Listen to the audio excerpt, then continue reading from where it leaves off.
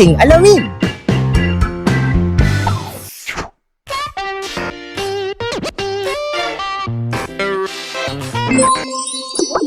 Ano nga bang ginagawang SOP o Standard Operating Procedure ng mga bumbero kapag nakatanggap ng tawag sa insidente ng sunog? Ang pagresponde sa sunog ay nagsisimula sa isang tawag.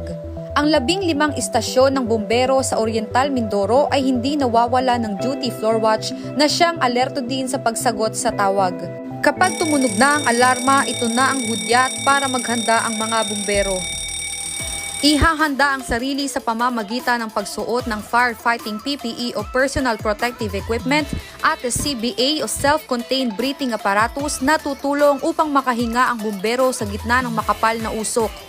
Isinasagawa ito sa loob lamang ng 1 minuto dahil napakahalaga ng bawat segundong dumadaan.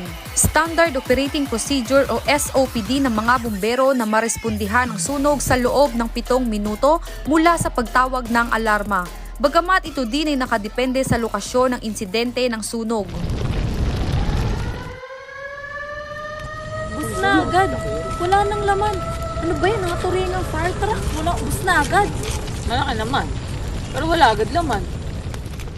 Gano'n nga ba karaming tubig ang kayang dalhin ng isang fire truck at ilang oras ang itinatagal nito? Ang isang karaniwang fire truck ay nagdadala ng 1,000 gallons ng tubig at karaniwang nilalagyan ng 1,500 gallons kada minutong pagbomba. Ang karaniwang linya ng pag-atake ay 1.5 diameter na may isang nozzle na narate upang makagawa ng 75 psi o pounds per square inch sa 125 gallons kada minuto. Kaya gamit ang isang solong 1.5 attack line, maaaring dumaloy ang tubig sa loob ng 8 minuto hanggang sa maubos ang tangke ng tubig sa loob. Ibig sabihin, mabilis lang maubos ang tubig sa loob ng tangke ng fire truck.